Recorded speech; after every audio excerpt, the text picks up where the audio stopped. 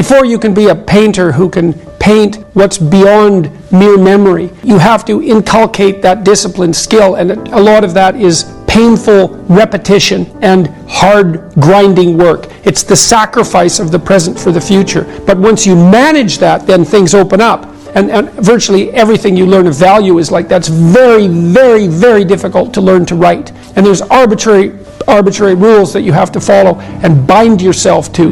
And while you're learning those rules, the probability that you have any creative freedom to speak of or any facility with the rules is very low. You're a rank beginner. And even to some degree, whatever creativity you have is going to have to be stifled while you're passing through that keyhole. But if you pass through it, then something massive opens up on the other side. And it is definitely the case that disciplinary institutions, universities, are exactly that. Is they're places of guidance, and they're places to encourage people to develop the discipline that's necessary to see beyond the discipline. I mean, that's why we have disciplines, right? I mean, the words aren't there by accident. You have to narrow yourself first, and then you can broaden outward. And so that's part of the process of maturation. That's part of the sacrifice of childhood. Say, in childhood you're nothing but potential, but it's not realized and you don't know how to realize it. And so then the question is, well, how do you get to a point where you realize the potential? And the answer is, you sacrifice almost all of it to a single direction. This is Nietzsche's commentary on the Catholic Church. He's a great admirer of the Catholic Church, despite the fact that he was also a radical critic of Christianity. Said the thing about the Catholic Church is that it forced everything to be interpreted within a single explanatory framework. And that was a discipline. And once that discipline was established, then the disciplined mind could explode in every direction, which is precisely what happened. And so, and that's the thing about growing up, is that when you're a teenager and a young adult, you have to sacrifice everything you could have been as a child to be the one thing that you're aiming at. But then that opens up, and the universities are part and parcel of that process. And you need the guidance, because the library is too large to wander through it unaided. You can't really have a schedule without having a plan, because the activities you schedule should be intelligently related to goals you wish to achieve that are important to you. And so you need to have goals that you wish to achieve that are important to you, and you have to know what they are. And that's complicated, right? That's like a plan for your life, so it's very difficult. You have to figure out what you want, and then you have to figure out how to decompose what you want into actionable steps, right? And those would be the sorts of things that you could put in a schedule. Now, that would mean that your schedule would hypothetically consist of things that maybe you don't exactly want to do, although that would be good, but at least you understand the importance of doing and are therefore somewhat motivated to do. And then you need to break those steps down into small enough increments that you're highly likely to undertake them. So for example, this is a trivial example, maybe you have to do a report on a given topic for school, and you're not very good at that. Well, maybe you could go to the library one day and just check out the library. That might be enough. And then maybe you could go to the library and take out a book. And then maybe you could open the book and look through it. Those would be on different days. And then maybe you could sit down and read the first page of the book. And if you can't do that, then the first paragraph. You have to negotiate with yourself and figure out what the largest step you would take towards your goal is that you would take. And if you don't do it, then you make the steps smaller and smaller until you find something that you would do.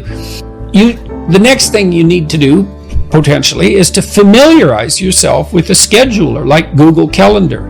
So the first thing to do is open it, and then maybe to figure out how to put in a task and then a repeating task. And it might be a pretty simple one to begin with. It's like, well, why don't you list waking up and specify a time, or going to bed and specifying a time, an approximate time anyways, or put in the schedule when you eat. And those are things you do every day. And so that's something you're pretty likely to do. And so that's a success for you. And then you can start by putting in something small. Maybe you need to read, maybe you need to exercise, maybe you need to have a social event with people, maybe you need to watch TV, a movie, whatever. It doesn't matter what it is. Hopefully it's something you want to do. Put it in the schedule. And you could start by scheduling the things that you would like to do. So you can imagine, well, I like going out to movies. I like going to the mall. I like hanging around with my friends. I like watching TV. I like reading a book. I like listening to music. Well, then schedule those things. And so then you think, well, that means I'm forcing myself to do them. It's not that. It's that now you're allowing yourself time to do them, right? So the schedule becomes a means of you getting what you want instead of an external jailer who punishes you every time you deviate from requirement. So you have to make friends with the schedule, and the schedule has to be your friend, your ally. I shouldn't use that word, but you know what I mean. It should work for you and not against you. You're not generating an external tyrant.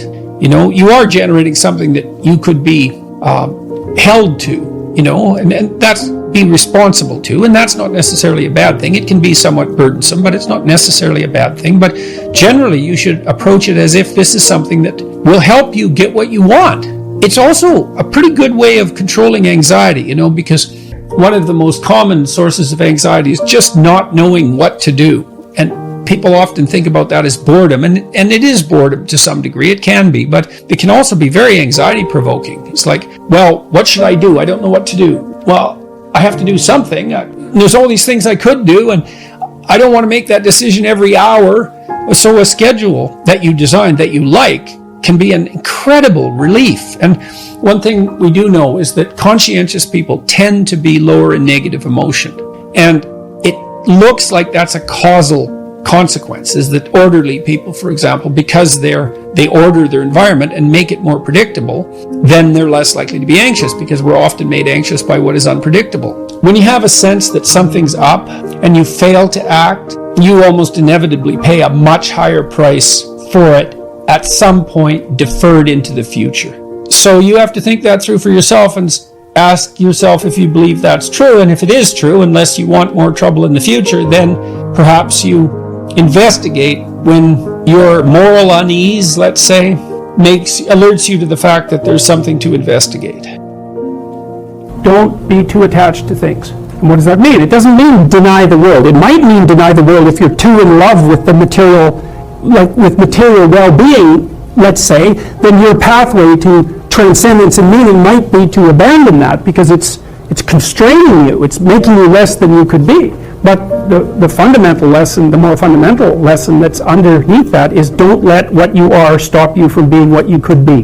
Right. And so then the question is, well, what do you identify with? Do you identify with what you are? Then you're a tyrant. Do you identify with chaos? Because that's the opposite of order, say. Then you're nihilistic.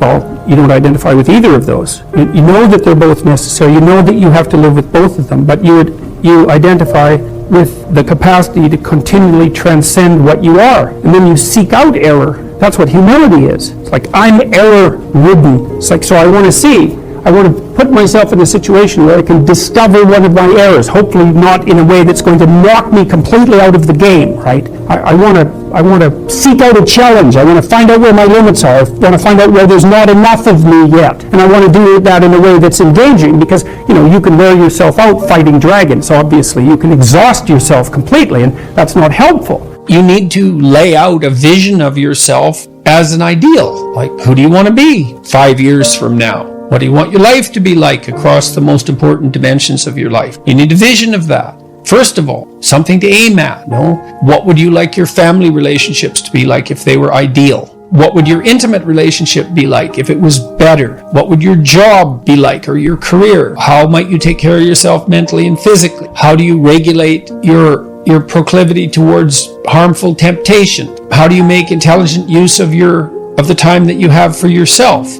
How do you continually educate yourself? How do you illuminate yourself philosophically and spiritually? You need a vision for that, a plan, and then you have to decompose that into steps that'll lead you in that direction. That's how you incrementally move towards being a better person. And maybe as you do that, you have to revise your ideal version of yourself because of something you learned, but that's okay. That's part and parcel of the process, because you're not going to specify the ideal with 100% accuracy the first time you specify it.